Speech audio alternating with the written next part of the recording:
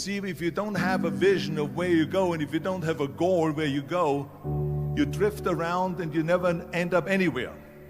It's like you can have the best ship in the world, you can have the best airplane in the world. If the pilot or the captain doesn't know where to go, it would just drift around. It would not end up anywhere, or most likely in the wrong place. So I was very fortunate that I stumbled onto my vision. I mean, as you know, I was born in 1947 in Austria after the Second World War. And I didn't really like Austria when I grew up. I couldn't wait to get out of there. I couldn't see myself becoming a farmer or a worker in a factory or anything like that. Even though my parents wanted me to stay there and have a normal life.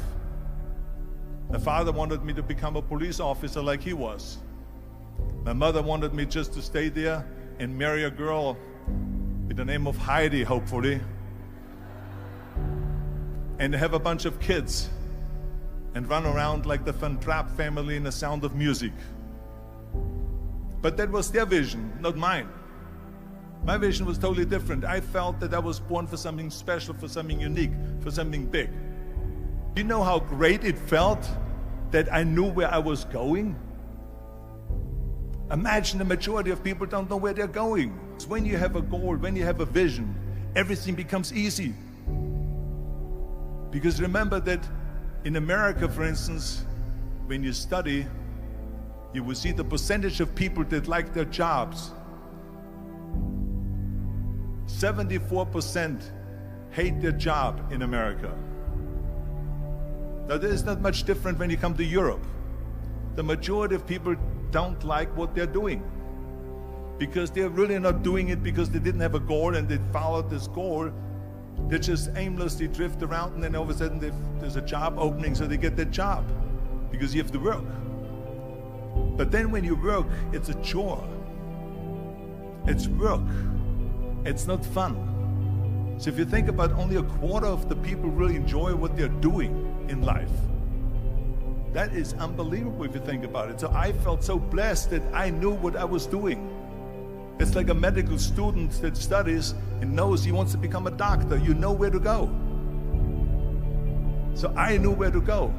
So people always ask me, when they saw me in the gym in the pumping iron days, they say, why is it that you're working out so hard?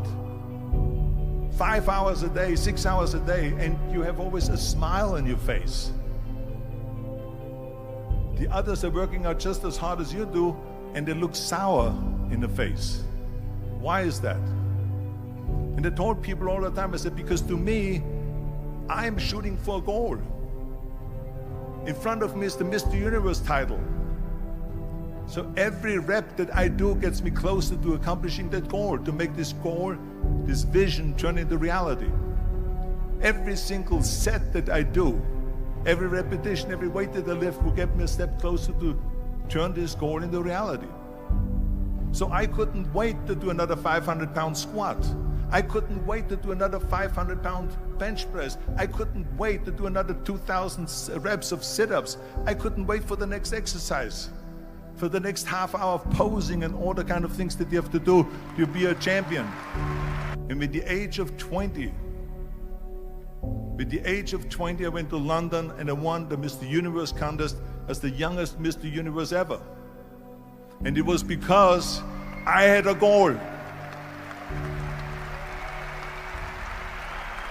So let me tell you something, visualizing your goal and going after it makes it fun. You got to have a purpose no matter what you do in life.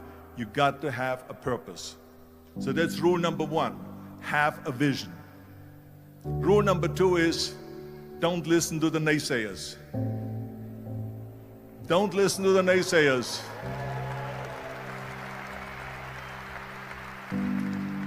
Everything I ever did, the thing that I heard out of people's mouth was, that's impossible. That can't be done. Or no. So whenever someone said to me, it can't be done, I heard, it can be done. When they said no, I heard yes. And when they said it's impossible, I heard it is possible.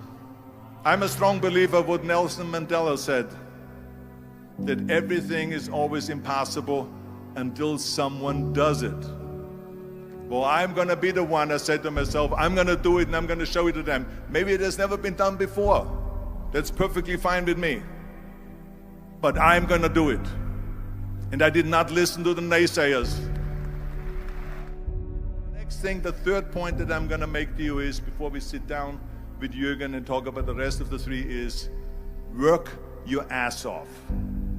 There is no magic pill. There is no magic out there.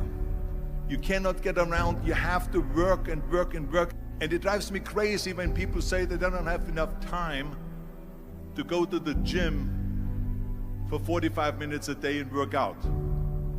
Or to do something for 45 minutes to an hour a day to improve. If it is physically improve or if it is mentally to improve. Imagine you read 1 hour a day about history. How much you will learn after 365 hours in 1 year. Think about if you study about the history of musicians, of composers, how much you would know. Imagine if you would work on the business, on some business that you want to develop every day for an hour. Imagine how further along you will go and get. So it drives me nuts because when people say we don't have the time, we have 24 hours a day.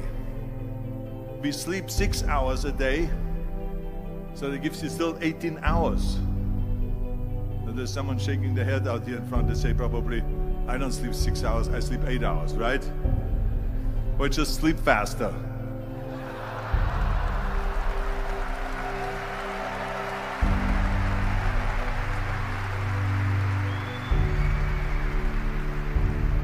So we have 18 hours a day. The average person works around 8 to 10 hours. So let's assume it's 10 hours, so we have 8 hours left. Then you travel around an hour a day, maybe 2 hours a day. So now you have still 6 hours left. So what do you do with these 6 hours? What do you do with these 6 hours? Then we eat a little bit, then we schmooze a little bit,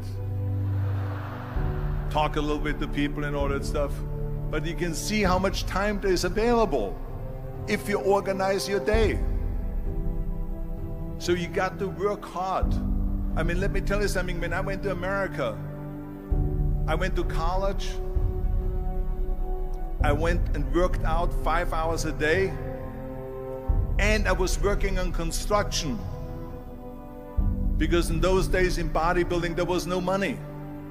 I didn't have the money for food supplements or anything. So I had to go to work. So I worked on construction.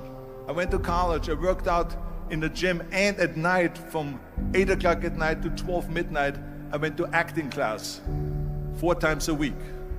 So I did all of that. There was not one single minute that I wasted. I became very friendly with Muhammad Ali in the 70s.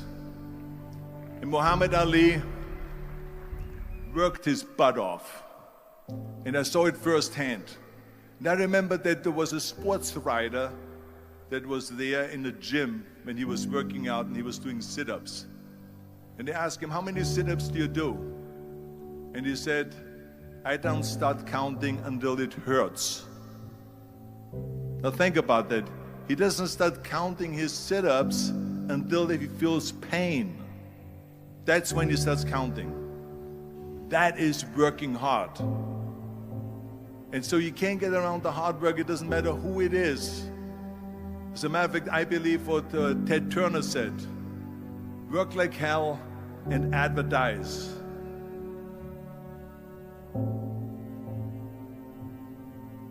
You get it? Work like hell, go to bed, and early to rise. Work like hell and advertise. So you work your ass off, and then you let the world know about your work. That's what it is all about. Let people know. If you have a company, if you have a movie, if you do a sports, work your ass off, but then advertise and let everyone know. I hate Plan B.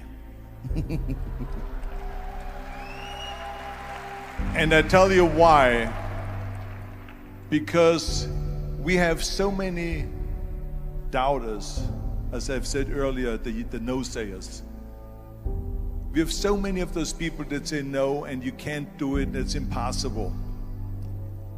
That is okay because we just turn off, as I said earlier, and we listen and we hear the no being a yes. You can't do it, you can do it, and all of that. So that is possible to do that amongst all the negative people around you. But when you start doubting yourself, that's very dangerous. Because now what you're basically saying is that if my plan doesn't work, I have a fallback plan, I have a plan B. And that means that you start thinking about plan B, and every thought that you put into plan B, you're taking away now that thought and that energy from plan A.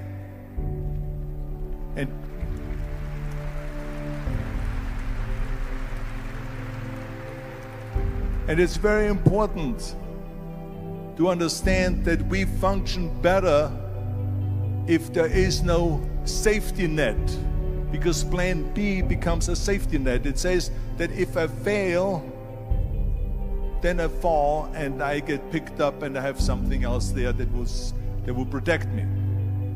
And that's not good, because people perform better when there's no safety net. People perform better in sports and everything else if you don't have a plan B. To me, it is very dangerous to have a plan B, because you're cutting yourself off from the chance of really succeeding. And the reason, one of the main reasons why people want to have a plan B is because they are worried about failing. What is if I fail, then I don't have anything else?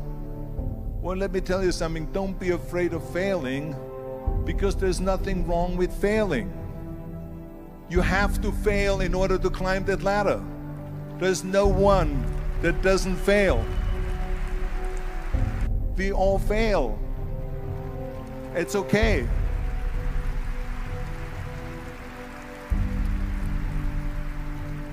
What is not okay is that when you fail, you stay down. Whoever stays down is a loser.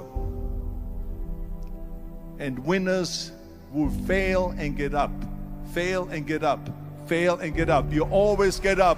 That is a winner. That is a winner.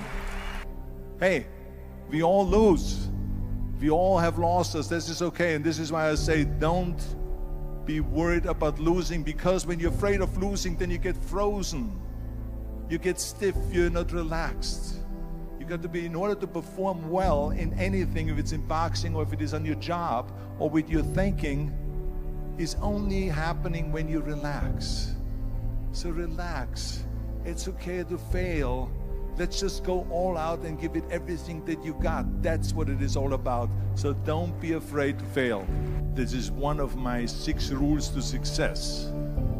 You can only feel complete as a person if you think about what can you do for your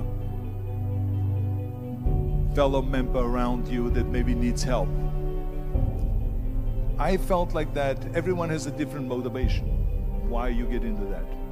I was an immigrant going to America, and I saw how America was the most generous country in the world. I mean, they opened up their arms to me, they helped me, they invited me for Thanksgiving dinner. The people, they brought me, the bodybuilders in the gym brought me plates to my apartment because I had no plates, I had no silverware, I had no bedware, I had no pillows, I had no blanket, I had no TV, I had no radio, I had nothing.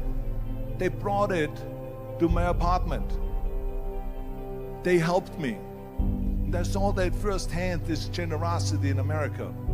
And I said to myself, as an immigrant that is being embraced with open arms, that I need to go and make sure that I give something back.